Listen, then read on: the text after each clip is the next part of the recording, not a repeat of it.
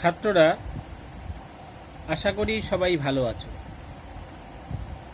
আজ ক্লাস 10-এর ছাত্রদের একটা প্রোজ পড়াবো। ক্লাস 10-এর সিলেবাসের অন্তর্ভুক্ত hour runaway kite, Lucy mod মন্টগোমেরির লেখা আওয়ার রানঅ্যাওয়ে কাইট। এটা একটা স্টোরি। লুসি মড মন্টগোমেরি একজন কানাডিয়ান লেখিকা। তার লেখা একটা ছোট্ট স্টোরি এটা। রানঅ্যাওয়ে কথার অর্থ হচ্ছে ফুজিটিভ, মানে পলাতক। আওয়ার রানঅ্যাওয়ে কাইট মানে আমাদের পলাতক ঘুড়ি। তা তোমরা যারা ঘুড়ি ওড়ানো বিষয়ে কিছু জানো, তারা জানো যে ঘুড়ি কি করে রানঅ্যাওয়ে হয়। ঘুড়ি ওড়ানোর সময় কখনো কখনো কোথাও সুতা দুর্বল থাকলে সেখান থেকে ঘুড়ি উপড়ে যায়, অর্থাৎ সুতোটা ছিঁড়ে যায়। তখন যদি জোরালো বাতাস থাকে তাহলে সেই বাতাসে ভেসে ঘুড়ি নাগালের বাইরে চলে যায়, তাকে আর ধরা যায় না। তখনই তাকে বলা হয় রানঅ্যাওয়ে কাইট, মানে পলাতক ঘুড়ি, যে ঘুড়ি উপড়ে পালিয়ে গেছে। এখানে আমরা দেখব এই স্টোরিতে যে একটা এরকম পলাতক ঘুড়ি কিভাবে একটা পরিবারের হারিয়ে যাওয়া মানুষকে খুঁজে দিয়েছিল, হারিয়ে যাওয়া মানুষের সন্ধান এনে দিয়েছিল। খুব সুন্দর স্টোরি এটা। লেখিকা এখানে একজন ন্যারেটরের ভূমিকা পালন করেছেন। এই স্টোরির ন্যারেটরের নাম হচ্ছে ফিলিপ্পা লিট। লেখিকা মন্টগোমেরি ফিলিপ্পা লিটের হয়ে ফার্স্ট পার্সনে গল্পটা বলছেন, অর্থাৎ যেখানে যেখানে আই বলেছেন সেখানে লেখিকাকে না বুঝিয়ে আমাদের ফিলিপ্পাকে বুঝিয়েছেন। অর্থাৎ আমরা যেখানে আই দেখব সেখানে আমরা ফিলিপ্পাকেই বুঝব। লেখিকা এখানে নিজে ফিলিপ্পা সেজে গল্পটা বলেছেন। Of course there was nobody for us to play with on the big half moon. Big half moon হচ্ছে একটা দ্বীপ। সেই দ্বীপে ছোটবেলায় লেখিকা থাকতেন। আমরা বলতে এখানে লেখিকা এবং তার দাদা দুজনেরই বয়স কম। একজনের 11 বছর, একজনের 12 বছর। মানে লেখিকা নয়, লেখিকা যার হয়ে বলেছেন ফিলিপ্পা বয়স হচ্ছে 11 বছর, আর তার দাদা ক্লডের বয়স হচ্ছে 12 বছর। তা বলছেন আমরা যে দ্বীপে থাকতাম সেই দ্বীপে আমাদের সঙ্গে খেলার মতো কেউ ছিল না। আমাদের সঙ্গে খেলবে যে এরকম বাচ্চা কাচ্চা ছিল না। We just had to make the most of each other and we did. তাই খেলাধুলার আনন্দ যা কিছু পাওয়ার আমাদের দুজন মিলেই সেই খেলাধুলাগুলো করতে হতো, আনন্দটা অর্জন করতে হতো, এবং আমরা তাই করতাম। আমরা দুজনেই খেলাধুলা করতাম, আমি এবং Claude. We live on the big half moon island. আমরা বাস করি বিগ হাফ মুন নামক একটা দ্বীপে। এই বিগ হাফ মুন আইল্যান্ড হচ্ছে অ্যান্টার্কটিক ওশান, অর্থাৎ কুমেরু মহাসাগরে বুকে অবস্থিত। কুমেরু মহাসাগর খুব ঠান্ডা এলাকা, খুবই শীতল। সেখানে মোটামুটি মার্চ মাস থেকে সেপ্টেম্বর মাস পর্যন্ত সমুদ্রে জাহাজ চলাচল করে, মানে সমুদ্রের জলটা তরল থাকে। তাও জাহাজকে সতর্কভাবে হিমশৈল এড়িয়ে চলতে হয়। আর অক্টোবর থেকে ফেব্রুয়ারি পর্যন্ত সমুদ্রের জল জমে বরফ হয়ে যায়, এত ঠান্ডা। তখন ওখানে জাহাজ চলাচল করতে পারে না। We are father and Claude and I and aunt Esther and Mimi and Dick. আমরা যে বিগ হাফ মুন দ্বীপে বাস করি, আমরা বলতে আমি, বাবা, ক্লড, এই তিনজন, এবং এস্থার পিসি আর তার 2 ছেলে মেয়ে, ডিক ও মিমি। এই মোট 6 জন আমরা বাস করি ওই দ্বীপে। খুব কষ্টকর জায়গা, বছরে 7 মাস বাস করা যায়, 5 মাস বাস করা যায় না, ফলে ওই দ্বীপে অন্যান্য লোক আসে না। এবার ফিলিপ্পার বাবা ওখানে চাকরি করেন, তাকে চাকরি সূত্রে ওখানে থাকতেই হয়। It use to be only father and Claude and I. তাও তো এখন 6 জন আছি, আগে ছিলাম আমরা 3 জন, বাবা, ক্লড এবং আমি। It is all on account of the kite that there are more of us. আর এখন যে আরও 3 জন এসেছে, এস্থার পিসি এবং তার ছেলে মেয়ে, সবাই এসেছে একটা ঘুড়ির দৌলতে। একটা ঘুড়ি ওদেরকে নিয়ে এসেছে। This is what I want to tell you about. আমি সেই কাহিনীই তোমাদের বলবো, কিভাবে ঘুড়ি আমাদের পরিবারকে বড় করলো।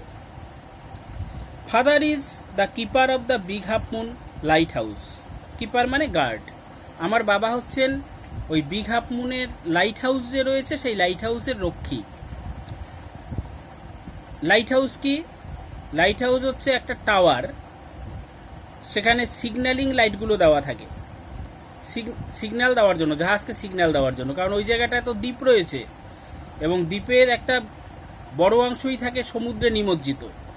দ্বীপের আশেপাশে যে জায়গাগুলো, সেগুলো সমুদ্রের জলের তলায়, ফলে দূর থেকে জাহাজ বুঝতে পারে না যে ওখানে একটা দ্বীপ বা চড়া আছে। তাই হাই স্পিডে যদি জাহাজ সেই দ্বীপ বা চড়ায় আঘাত করে, তাহলে তো তার অবস্থা হবে টাইটানিকের মতো, ভেঙে যাবে জাহাজ।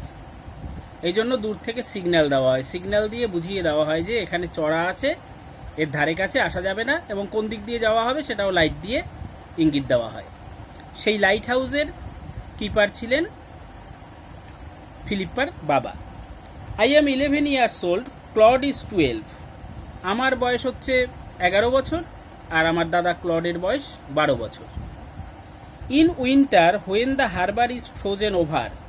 হারবার কথার অর্থ হচ্ছে শেল্টার ফর শিপ, অর্থাৎ পোতাশ্রয়, যেখানে জাহাজ থেমে থাকে। আর ফ্রোজেন মানে হচ্ছে টার্নড ইনটু আইস, বরফে পরিণত হওয়া।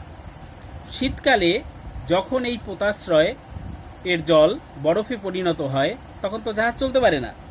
We all move over to the mainland. এবার যেহেতু তখন জাহাজ চলে না, তাই লাইট হাউসের সিগন্যালিংয়েরও দরকার হয় না, বাবারও তখন কাজ থাকে না। তাছাড়া এই দ্বীপে খুব ঠান্ডা পড়ে, থাকতে কষ্ট হয়, তাই আমরা সবাই চলে যাই মূল ভূখণ্ডে। মূল ভূখণ্ড বুঝতে পারছো? যেমন কাশ্মীর থেকে কন্যাকুমারিকা ভারতবর্ষের মূল ভূখণ্ড, তার বাইরেও কিছু দ্বীপ আছে, যেমন আন্দামান ও নিকোবর দ্বীপপুঞ্জ, লাক্ষাদ্বীপ, মিনিকয়, আমিনদ্বীপি, এই সমস্ত দ্বীপগুলো ভারতের অন্তর্ভুক্ত। ঠিক আছে? আর মূল ভূখণ্ড হচ্ছে কাশ্মীর থেকে কন্যাকুমারিকা যে ভূমিটা রয়েছে। As soon as spring comes back we sail to our own dear island. তারপরে যেই বসন্তকাল আসে, বসন্তকাল এলে কী হয়? সমুদ্রের বরফ গলে আবার জল হয়, আবার জাহাজ চলাচল শুরু হয়, তখন আমরা আবার ওই দ্বীপে ফিরে আসি। তাহলে শীতকালটা আমরা কাটাই মূল ভূখণ্ডে, আর বাকি সময়, যে সময় তাপমাত্রা একটু বাড়ে, সমুদ্রে জল থাকে, জাহাজ চলাচল করে, সেই সময়টা আমরা ওই বিগ হাফ মুন দ্বীপে থাকি। The funny part used to be that people always pitied us when the time came for us to return. একটা মজার বিষয় কি, প্রতি বছরই যখন এই বসন্তকালে আমাদের দ্বীপে ফেরার সময় হতো, তখন মূল ভূখণ্ডের লোকেরা আমাদের প্রতি করুণা প্রকাশ করত, আমার আর ক্লডের প্রতি খুব করুণা দেখাতো। কেন? They said we must be so lonesome over there with no other children near us. Lonesome মানে লোনলি, কারণ ওই দ্বীপে তো আমরা দুজনই শুধু, আমাদের কোনো খেলার সাথী নেই। আমরা মূল ভূখণ্ডে গিয়ে কত ছেলে মেয়ের সঙ্গে খেলা করি, কিন্তু যখন দ্বীপে আসি তখন আমি আর ক্লড, আমাদের কোনো সঙ্গী সাথী নেই বলে ওই লোকেরা আমাদের প্রতি করুণা প্রকাশ করত। Of course Claude and I would never like to have someone to play with us. অবশ্যই ক্লড এবং আমি চাইতাম যে আরও কিছু ছেলে মেয়ে যদি আমাদের সমবয়সী থাকতো, ভালো হতো, আমাদের সঙ্গে খেলা করতো, তাহলে আমরা ভালো ভালো খেলা খেলতে পারতাম। সব খেলা তো দুজনে খেলা মুশকিল, অনেকে মিলে কিছু খেলা আছে, অনেকে মিলে খেলতে হয়, সেগুলো আমরা খেলতে পারতাম। মজা হতো। It is hard to run pirate capes and things like that with only two. যেমন এখানে একটা খেলার উদাহরণ দিয়েছে, পাইরেট কেপ, জলদস্যুর গুহা। এই ধরনের খেলা মাত্র দুজনে খেলা মুশকিল, কারণ এখানে কিছু জলদস্যু লাগবে, কিছু পুলিশ লাগবে, কিছু আবার আলী বাবা কাশিম বাবার মতো চোর লাগবে, সব মিলে অনেকজনের দরকার।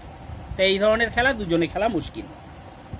But we used to quarrel a good deal with the mainland children in winter. কিন্তু শীতকালে আমরা যেমন প্রচুর খেলতাম মূল ভূখণ্ডে গিয়ে, তেমনি মূল ভূখণ্ডের ছেলে মেয়েদের সঙ্গে আমরা প্রচুর ঝগড়াও করতাম। খেলতে গেলে বাচ্চারা ওরকম ঝগড়া করে, রোজ ঝগড়া করে, রোজ আবার ভাব করে। তা আমাদেরও খুব ঝগড়া হতো, ভাব হতো। So it was perhaps just as well that there were none of them on the big half moon. তাই একদিক থেকে ভাবলে আমাদের এটা ভালোই হয়েছিল যে ওইসব ছেলেমেয়েরা আমাদের দ্বীপে থাকে না, থাকলে তো ওদের সঙ্গে আমাদের রোজই ঝগড়া লাগতো। ওরা যেহেতু আমাদের দ্বীপে নেই, তাই আমাদের আর ঝগড়াও করতে হয় না। Clod and I never কোয়ারেলড। আমরা খেলতাম দুজন, ক্লড এবং আমি, এবং ক্লড এবং আমি রোজ খেলতাম শুধু, আমাদের মধ্যে কোনোদিন ঝগড়া হতো না। To be sure father didn't seem to have any relations except us. এটা নিশ্চিত যে আমরা দুজন, মানে আমি আর ক্লড বাদে বাবার আর কোনো আত্মীয় স্বজন ছিল না। আমাদের কখনো মনে হয়নি যে বাবার কোনো আত্মীয় স্বজন আছে।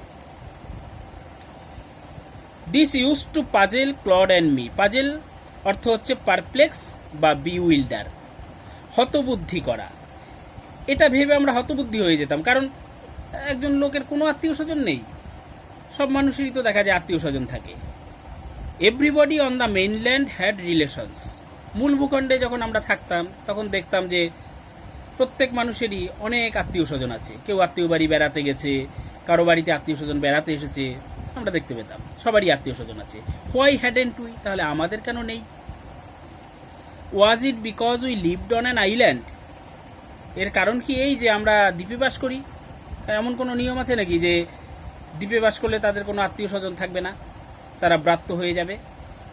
আমরা ভাবতাম, আমরা ছোট ছিলাম তো বুঝতাম না। We thought it would be so jolly to have an uncle and aunt and some cousins. আমরা ভাবতাম যে আমাদের যদি এরকম কাকা জ্যাঠা, কাকিমা জেঠিমা, খুড়তুতো মাসতুতো ভাই বোন কিছু থাকতো, তাহলে খুব ভালো হতো। ওরা আমাদের বাড়ি বেড়াতে আসতো, আমরা ওদের বাড়ি বেড়াতে যেতাম, ওই খুড়তুতো জেঠতুতো ভাই বোনদের সঙ্গে খেলাধুলা করতাম। Once we asked father about it, but he looked so sorrowful that we wished we had not.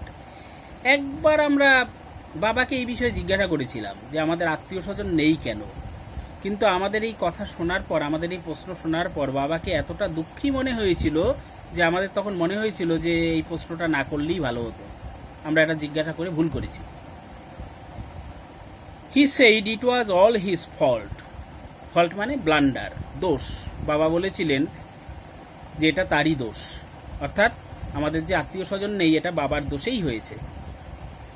Clod and I didn't understand what he meant. এ কথা বলে তিনি আসলে কি বোঝাতে চেয়েছেন আমি বা ক্লড কিছুই বুঝিনি। আমরা ছোট ছিলাম তো, আমরা বুঝতে পারিনি যে তার কথার অর্থটা কি। তাহলে এই হচ্ছে তোমাদের স্টোরির ফার্স্ট ইউনিট। ফার্স্ট ইউনিট পড়বে, ভালো করে পড়বে, পড়ে ভালো করে বুঝবে। তারপরে এক্সারসাইজ কিছু রয়েছে, এখান থেকে এক্সারসাইজ তোমরা করবে 1, 2, 3। ঠিক আছে? ফার্স্ট ইউনিট পড়বে ভালো করে, ভালো করে পড়ার পরে এক্সারসাইজ 1, 2, 3 যে যেমনভাবে পারো, যেমন পারো ঠিক ভুল মিলিয়ে করবে। ঠিক আছে? সুস্থ থেকো, ভালো থেকো।